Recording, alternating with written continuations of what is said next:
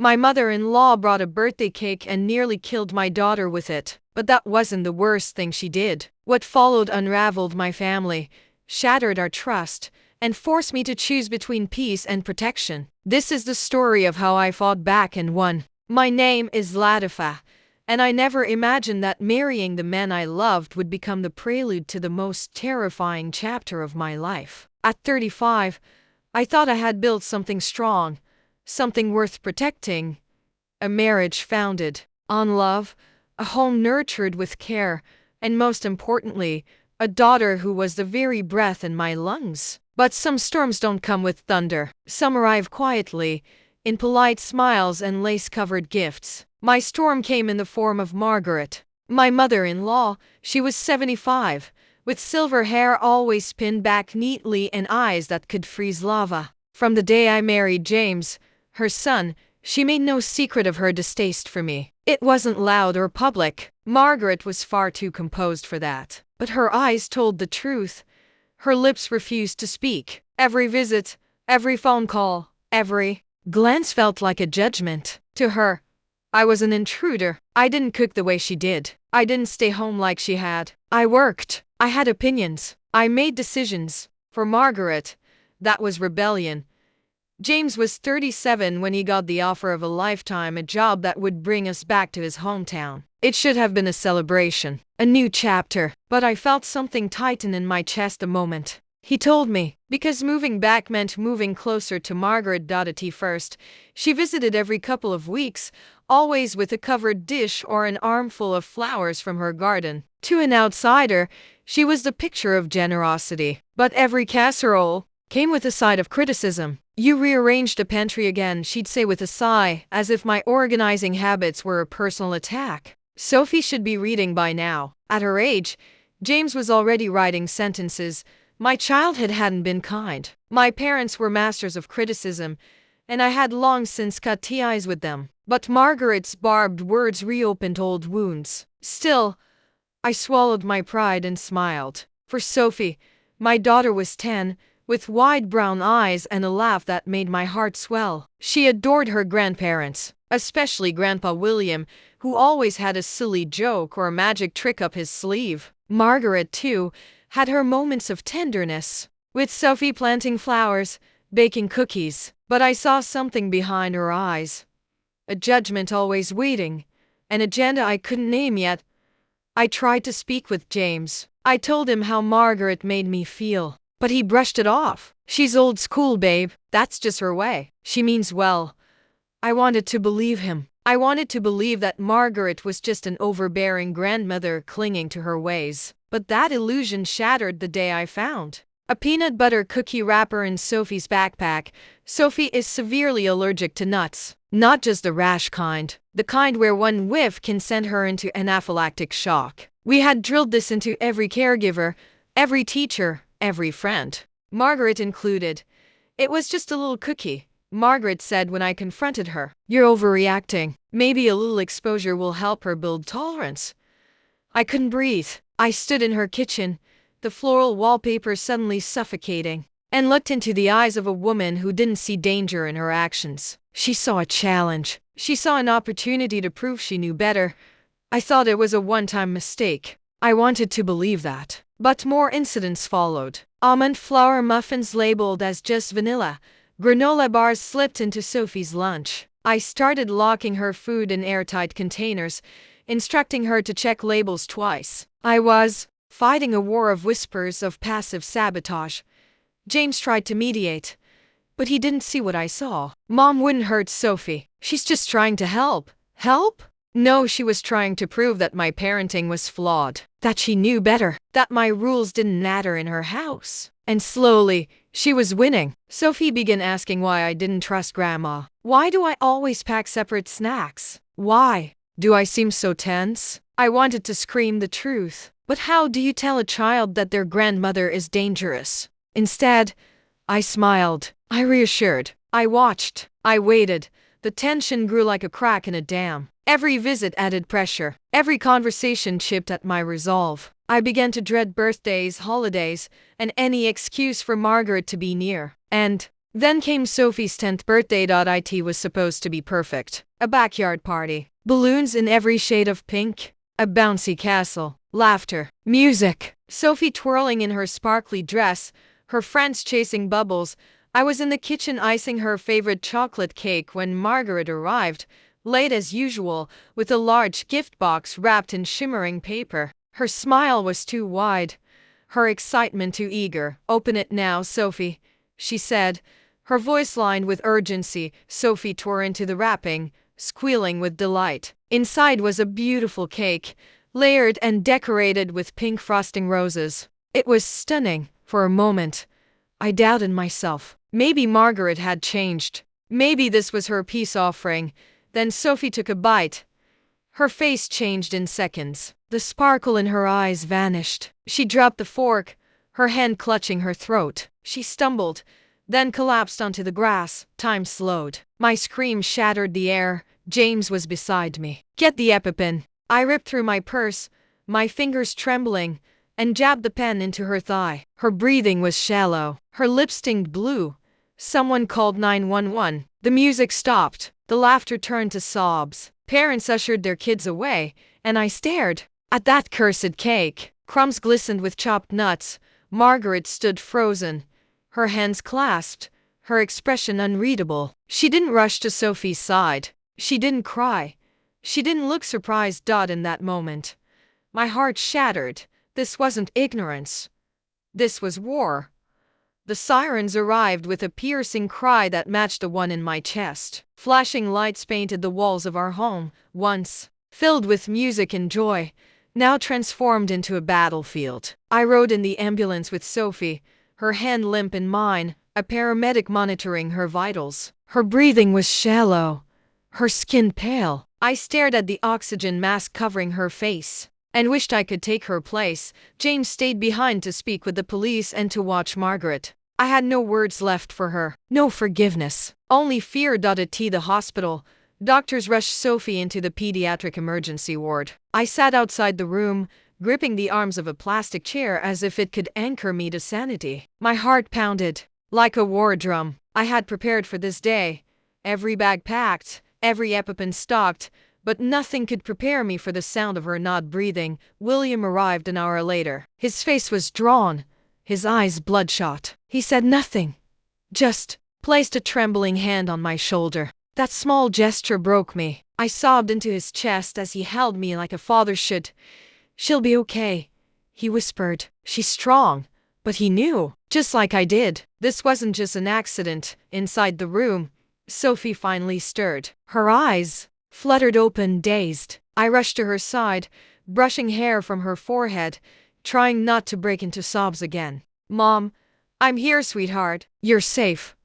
Her lips moved, a whisper. It was Grandma's cake. That whisper sealed the last crack in my heart. James joined us later that night, drained and pale. He had spoken with the police. They took the cake and wrappers as evidence. The officer said that if it could be proven that Margaret knowingly gave Sophie something dangerous, there could be charges. James looked like he had aged 10 years. He knelt beside Sophie and held her hand, guilt carved into every line of his face. "I didn't believe you," he whispered. "I'm so sorry." I nodded, unable to speak. For 3 days, we stayed in the hospital. Sophie was monitored for delayed reactions and secondary symptoms. Her recovery was slow but steady. She started to smile again. She asked for crayons to draw, and she refused to talk about Margaret. When we returned home, everything looked the same, but nothing felt right. Birthday balloons still clung to the ceiling. Streamers sagged like the joy had drained out of them. Margaret showed up the next morning. She stood in our living room, sipping tea as if nothing had happened. William followed her, ashamed. I stared at her, barely able to believe her audacity. "You nearly killed Sophie," I said, my voice low, calm. She blinked. "You're being dramatic. It was just a cake."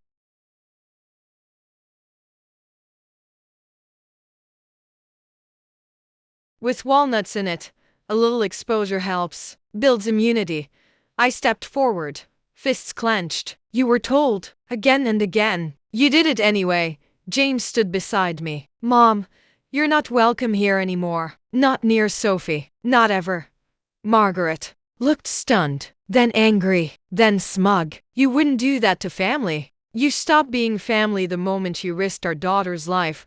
William didn't speak. He just turned away, shoulders heavy. Margaret tried to argue, blame me, and claim I had twisted James against her. But no one listened. Later that day, James called our lawyer. We filed for a restraining order, and then we pressed charges. The next time I saw Margaret, she was in court. The courtroom was sterile, its pale walls and polished wood benches stripped of comfort. But beneath the surface of its orderliness simmered the tangled emotions of everyone present: guilt, rage, heartbreak, disbelief. As James and I sat at the plaintiff's table, our hands intertwined but our souls fraying, I felt a chill seep into my bones. The same chill I had felt the day Sophie collapsed onto the grass.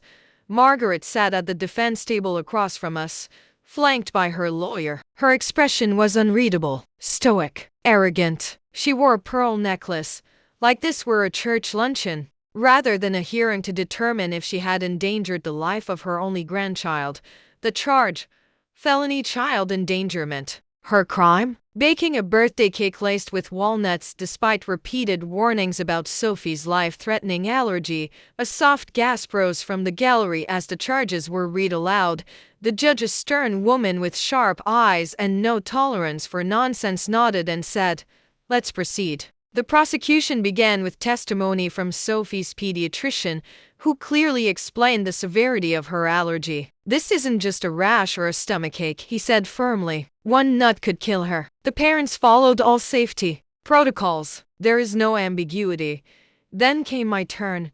My throat tightened as I approached the witness stand. The bailiff had me sworn in, and I clutched the edge of the chair to steady myself. "I'm Latifa," I began, "and I'm not just a mother. I'm a mother to a little girl who nearly died at her 10th birthday party." I described Margaret's past behavior, her dismissal of medical advice, the multiple incidents of tampering with Sophie's food, her reckless insistence on exposing my daughter to allergens. Margaret's lawyer tried to paint it as a misunderstanding. She believed exposure would build immunity. The defense attorney said she believed she knew better than doctors. I shot back. She wasn't trying to build immunity, she was trying to prove I was wrong. Tears slipped down my face. I wasn't acting. I didn't need to. The fear was still real, still raw. James testified next. His voice cracked halfway through. "I didn't believe my wife," he admitted. "I thought my mom was just being difficult. But when I saw Sophie on that lawn, blue-lipped, barely breathing, I realized how blind I had been." Then came William. His testimony broke the room. "My wife, Margaret, has always been strong-willed," he said quietly. "But this time, she crossed a line I can't defend. She brought a cake filled with walnuts after being told, in no uncertain terms, how deadly they were to our granddaughter. I saw the cake. I saw Sophie fall. And I saw Margaret do nothing." He paused, the courtroom silent. "She didn't panic. She didn't run to help. She stood there and watched. That's when I knew something inside her had changed, or maybe I was finally seeing her for who she was." The defense countered with weak claims. Margaret had no malice, that she was misinformed, and that she only wanted to help. The prosecutor held up the bakery receipt. It listed the cake's ingredients, clearly including chopped walnuts. Margaret had custom ordered it. My breath caught. This wasn't just passive defiance. This was intended. The closing arguments were brief. The prosecutor looked straight at the jury. "You've heard the evidence. This wasn't an accident. This wasn't ignorance. This was deliberate endangerment of a child." The jury deliberated for less than 2 hours. When they returned, I could hardly breathe. "We, the jury, find the defendant, Margaret Elaine Whitmore, guilty of felony child endangerment." A sob burst from me, raw and unfiltered. James held me close as Margaret's face finally crumbled. For the first time, her mask slipped. She looked afraid. The judge delivered the sentence: 3 years in state prison, full restitution for Sophie's medical bills, and a permanent restraining order. Margaret was handcuffed in front of us. Her eyes, once sharp with judgment, were now wide with disbelief, as if the world had finally told her enough. She was led out of the courtroom. William stood and didn't follow her. Instead, he came to us, quietly, gently. "I've filed for divorce," he whispered. "I should have stood up sooner, but I'm here now, for Sophie, for all of you." Outside, reporters waited. We gave no statements. This wasn't about headlines. It was about justice. Back home, the air was lighter. The silence no longer felt like fear, it was peace. But Sophie still had scars, and healing, I knew, would take time.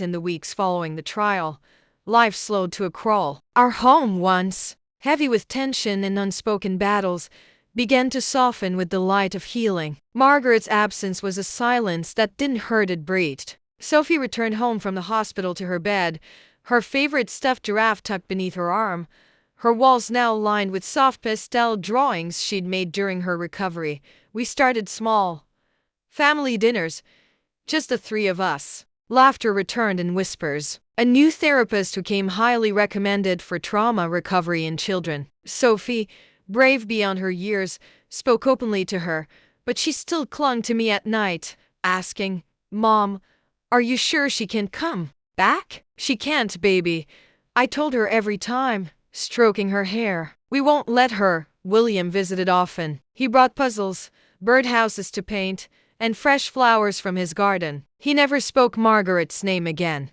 When he hugged Sophie, he did so with a mix of guilt and reverence, like holding her was both punishment and blessing. James and I went to couples therapy. We had to. There was too much unspoken between us, my resentment for his doubt, his guilt for not believing me. One rainy Tuesday afternoon, James turned to me in our therapist's office, tears streaming down his face. "I thought I was protecting my mom," he said, "but I was betraying you. I didn't forgive him right away. That would have been dishonest. But I saw the man I married in that moment raw, ashamed, and willing to fight for us." We started again, day by day. One evening, Sophie handed me a crayon drawing. It was of our house with sunlight pouring from the windows, and three smiling, stick figures inside. Above it, she'd written, "My safe place." I cried. We installed new locks, not out of fear, but to symbolize our boundaries. We started a garden in the backyard, lavender, cherry tomatoes, and butterfly bushes. Sophie would spend hours out there with William, her hands buried in the dirt, her heart slowly blooming again. On Sophie's next birthday, we didn't throw a party. We drove to the coast, just the three of us, and watched the waves. She buried her feet in the sand and laughed freely, a sound that had once been drowned out by sirens and sobs. James gave her a bracelet, small silver hearts, and one tiny charm engraved with the word "fierce." "She is," I whispered, that night. James and I sat on the hotel balcony holding hands. "Do you ever think she planned it?" I asked a question I had buried deep. He was quiet for a long time. "Yes," he finally said, "but I don't want to carry her darkness anymore." We didn't. We chose the light. The court proceedings faded into memory, but the lessons remained. People in town stopped us with kind words. Some shared their own stories of toxic relatives, of disbelief, of survival. We started speaking at schools about food allergies and family boundaries. We weren't victims anymore. We were protectors. And Margaret? We never heard from her again. The restraining order held. She served her sentence quietly. No letters, no apologies. Her silence in the end was its confession. One day, as Sophie danced barefoot in the backyard, spinning in circles as the wind caught her dress, I realized something profound. We had rebuilt, not just our home, not just our trust, but our souls. A house made of light, forged in fire, rebuilt in truth. The fear was gone, and in its place was love.